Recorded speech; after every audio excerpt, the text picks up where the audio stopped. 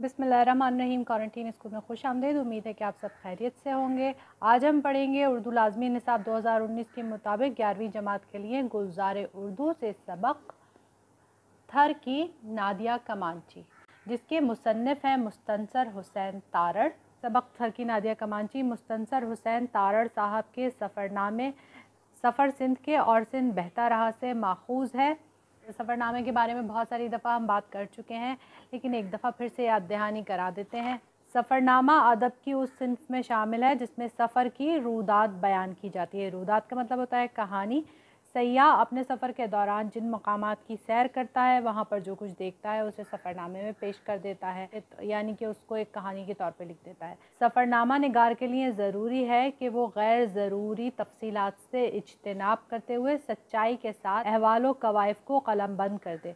इसका मतलब ये हुआ कि जो कोई भी शख्स अपने सफ़रनामे का या अपने सफ़र का हाल लिखना चाहता हो, उसको चाहिए कि वो अपने सफ़र का हाल लिखते हुए गैर ज़रूरी छोटी छोटी तफसीलात जो होती हैं, छोटी छोटी जो डिटेल्स होती हैं, उसको तहरीर का हिस्सा ना बनाए, और उसके अलावा जो वाक़यात वहाँ पर उसने देखे या जो चीज़ें उसने वहाँ पर महसूस की, उनका अहवाल जो है वो दिलचस्प अंदाज से मुख्तसरन कलमबंद करे, यानी कि लिख दे। कलमबंद करने का मतलब होता है लिख देना। उसका अंदाज़े बयान भी दिलचस्प होना चाहिए। अब सफ़रनामा लिखने के लिए ये भी ज़रूरी होना चाहिए कि जो लिखने वाला है वो बोरिंग स्टाइल में ना लिखे, वो ऐसे दिलचस्प अंदाज से लिखे कि पढ़ने वाले भी उसको एंजॉय करें और पढ़ना पसंद करें, ताकि कारी की दिलचस्पी बरकरार रहे। ठीक है, तो ये एक दफ़ा फिर से हमने सफ़रनामे की डेफिनेशन पढ़ ली और उसको समझ लिया। अब तक तो इतनी दफ़ा पढ़ चुके हैं कि आप लोगों को याद हो ही जानी चाहिए। तो यहाँ पर जानते हैं कि मुस्तनसर हुसैन तारड़ कौन है। ये एक छोटी सी तस्वीर बनी हुई है जिसमें मुस्तनसर हुसैन तारड़ आपको नज़र आ रहे हैं। इनकी पैदाइश हुई 1 मार्च 1939 को मंडी बहाउद्दीन में, और इनकी बहुत सारी तसानीफ़ हैं जिनमें ज़्यादातर सफ़रनामे शामिल हैं। यहाँ पर उनकी चंद तसानीफ़ का जिक्र है, जिसमें उंदलस में अजनबी, बहाव, काला जंगी, निकले तेरी तलाश में, शापर वग़ैरह शामिल हैं। थर की नादिया कमांची के बारे में यहाँ पर इन्होंने लिखा है कि वो ओलंपिक गोल्ड मेडल जीत सकती थी। तो हमने आज बहुत दूर जाना था, हम नंगर पार्कर की जानिब सफ़र करते थे, और फिर दीदाए दिल ने हस्बे वादा अपनी पराडों का रुख मोड़ा और दाएं जानिब जो चट्टानों का एक अजूबा सुर्ख जहां था, उसके अंदर का सफ़र किया। हम कारोंजर के चट्टानी सिलसिले के अंदर सफ़र करते गए। अच्छा, अभी तो सबक शुरू हुआ है, तो शुरू होने के साथ साथ ही मैं आपको ये बताती चलूँ कि हम इस सबक को पढ़ते जाएंगे, इसकी साथ साथ आपको तशरीह बताएंगे, और दरमियान में जहाँ जहाँ इन मशक़ी सवालात के जवाबात आते जाएंगे वो भी आपको बताते जाएंगे। तो हो सकता है कि ये सबक 1 या 2 वीडियोस के ऊपर मुश्तमिल हो। आपने वीडियो पूरी देखनी है और स्किप किए बगैर देखनी है। जब आप वीडियो बीच में से स्किप कर देते हैं तो आधा चैप्टर आपकी समझ में आता है और बाकी नहीं आता, और फिर आप पूछते हैं कि मिस आपने ये नहीं बताया और वो नहीं बताया। तो मिस ने सारी चीज़ें बताई होती हैं, बस आपको पूरा लेक्चर ध्यान से सुनना है और स्किप नहीं करना है। यहाँ पर लिखते हैं ये कि दीदाए दिल ने हस्बे वादा अपनी पराडों का रुख मोड़ा। दीदाए दिल से मुराद है, दीदा कहते हैं आँख को, और दीदाए दिल से मुराद है दिल की आँख ने वादे के मुताबिक अपनी पराडों का रुख मोड़ा और दाएं जानिब सीधी तरफ चट्टानों का एक अजूबा सुर्ख जहाँ था, उसके अंदर का सफ़र इख्तियार किया। यहाँ पर मुसन्निफ़ ये बता रहे हैं कि मैं अपनी गाड़ी में जा रहा था और मंज़र देखकर, सुर्ख चट्टानों का मंज़र देखकर मेरे दिल ने मुझसे कहा कि मैं अपनी सवारी का रुख इन चट्टानों की तरफ मोड़ दूं, और इस तरह से मैंने गाड़ी का अपनी रुख मोड़ दिया और मैं कारोंजर के चट्टानी सिलसिले में दाखिल हो गया। अजब चट्टानी सिलसिला था, सहराओं के दरमियान में ऑस्ट्रेलिया की अलोरो चट्टान की मानंद, शायद आसमानों से उतरा हुआ मुक़द्दस चट्टानी सिलसिला, बज़ाहिर खुश्क और चटियल, लेकिन इसके अंदर खुनक और मीठे पानियों के ज़ख़ीरे पोशीदा थे। यहाँ पर अजब से मुराद है अजीब, हैरत अंगेज़ चट्टानी सिलसिला था जो सहराओं के दरमियान था। सहराओं में रेत होती है हर तरफ, तो उस रेत के टीलों के बीच में वो चट्टानों के छोटे छोटे चट्टानें थीं, जो कि इनको ऐसा लगा कि जैसे कि ऑस्ट्रेलिया के अलोरो चट्टानों की तरह हैं। इसकी खूबसूरती बयान करते हुए कह रहे हैं कि बहुत ही खूबसूरत वो चट्टानों का सिलसिला था जो नज़र तो खुश्क आ रहा था बज़ाहिर, यानी कि देखने में तो खुश्क और मैदान की तरह था, बयाबान की तरह था, लेकिन उसके अंदर खुन का मतलब होता है ठंडा, ठंडे और मीठे पानियों के ज़ख़ीरे पोशीदा थे, यानी छुपे हुए थे। और तब हम उसकी आखिरी बुलंदी पर फैली हुई एक हमवार सतह पर आ गए। यहाँ से आगे सिर्फ चट्टानों के अंबार थे। और चलते चलते क्या हुआ कि ये पहाड़ी सिलसिले की जो बुलंदी थी, जो उसका टॉप पॉइंट था, वहाँ पर एक हमवार सतह थी, मैदान की तरह था। तो उस मैदान के ऊपर आ गए और वहाँ से इन्होंने ये देखा कि आगे तो सिर्फ चट्टानों के अंबार हैं। अंबार का मतलब होता है ढेर लगा हुआ, चट्टानों के ढेर लगे हुए हैं। टॉप व्यू जाके देखा तो इन्हें पता चला सबसे ऊपर जाके कि यहाँ पर तो दूर दूर तक चट्टानों के ढेर लगे हुए हैं।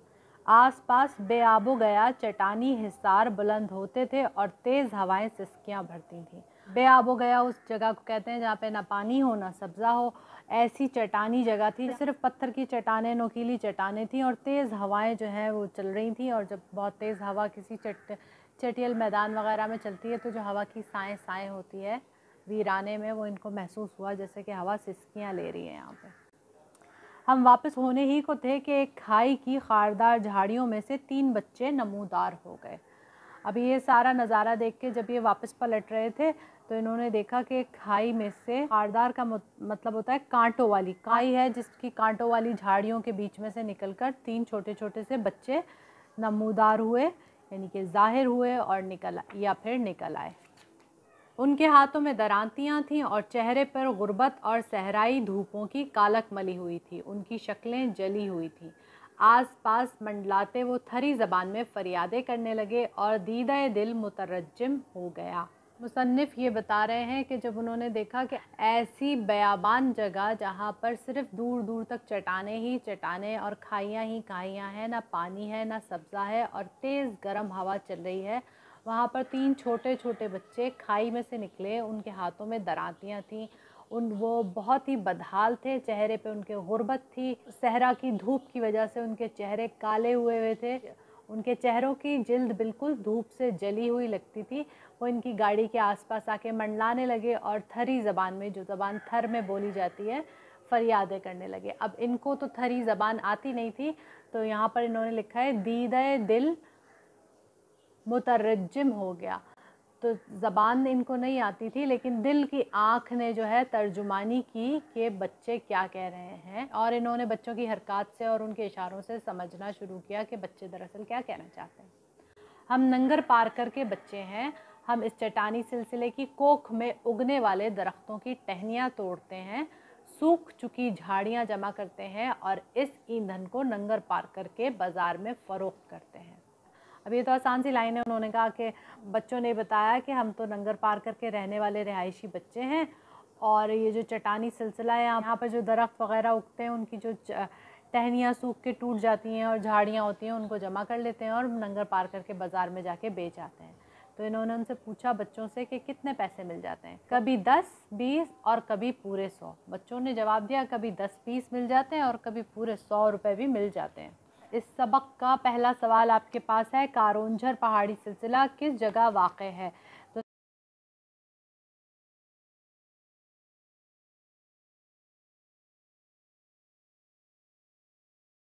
सवाल नंबर 2 है, मुसन्निफ़ ने नंगर पार की मंजरकशी किस तरह से की है?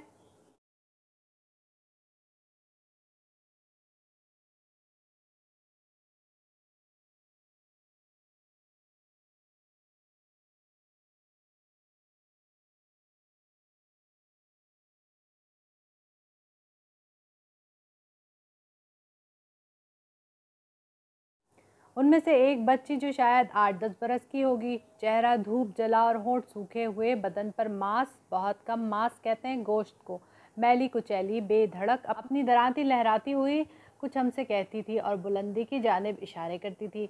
दीदा दिल ने तर्जुमानी की कि साईं ये लड़की कहती है कि इस चट्टानी सिलसिले की जो बुलंद तरीन चोटी है वहाँ एक झंडा लहरा रहा है। मैं वहाँ तक चट्टानों को टापती कूदती सिर्फ 3 मिनट में पहुँच सकती हूँ और झंडे को हाथ लगाकर 2 मिनट में वापस आ सकती हूँ। अब यहाँ पर मुसन्निफ़ जो बार बार जिक्र कर रहे हैं कि दीदा दिल ने ये कहा और दीदा दिल ने वो कहा, तो मैं पहले भी आपको बता चुकी हूँ कि एक नए इलाके में ये सफ़र कर रहे थे जहाँ की ज़बान इनको नहीं आती थी। तो जो बच्चे इनसे इशारों में बात कर रहे थे या बच्चे जो अपनी थर की ज़बान में बोल रहे थे वो इनको समझ नहीं आ रही थी, मगर ये उसको उनके इशारों की मदद से समझने की कोशिश कर रहे थे। तो उन 3 बच्चों में से एक 8-10 बरस की एक बच्ची थी, जिसका हुलिया इन्होंने ये बताया है कि धूप से जला हुआ उसका चेहरा था, सूखे उसके होंठ थे और जिस्म के ऊपर गोश्त बहुत कम था, बहुत दुबली-पतली सी वो बच्ची थी और बहुत मैली-कुचैली सी थी। और अपनी दरांती वो औज़ार होता है जिसकी मदद से लकड़ियाँ वग़ैरह या घास काटी जाती है। तो वो बुलंदी की तरफ इनको देख के इशारे कर रही थी। इन्होंने उसके इशारों से ये अख़ज़ किया कि दूर बुलंदी के ऊपर एक चीथड़ा सा लहरा रहा है झंडे की मानंद, और ये बच्ची ये कह रही है शायद कि मैं वहाँ पर फटाफट जाके 2 मिनट के अंदर अंदर आ सकती हूँ। जब इतनी छोटी सी बच्ची से ये बात सुनी तो इनको बहुत हैरत हुई, क्योंकि जब नए इलाक़ों में लोग सफ़र कर रहे होते हैं आम तौर पर, तो वो ये समझते हैं कि उनको नए मिलने वाले जो अजनबी लोग हैं, जो उनकी ज़बान जिनको नहीं आती है, तो वो उनको इधर उधर की कहानियाँ सुना के और करतबे दिखा के शायद उनसे पैसे लूटना चाहते हैं। तो पता नहीं होता है इनका, क्योंकि अजनबी होते हैं दोनों तरफ से, जो जहाँ पर जो सयाह होता है वो भी अजनबी होता है और जो मुकामी लोग होते हैं वो भी अजनबी होते हैं, तो उनके दरमियान एतबार भी नहीं कायम हुआ होता और वो एक दूसरे की ज़बान में ही नहीं जानते, तो इसलिए वो समझने की बस कोशिश कर रहे होते हैं। यहाँ अच्छी बात यह है कि मुसन्निफ़ ने हर चीज़ लिखी हुई है। देखिए आगे मुसन्निफ़ क्या लिखते हैं, वो क्या सोच रहे थे।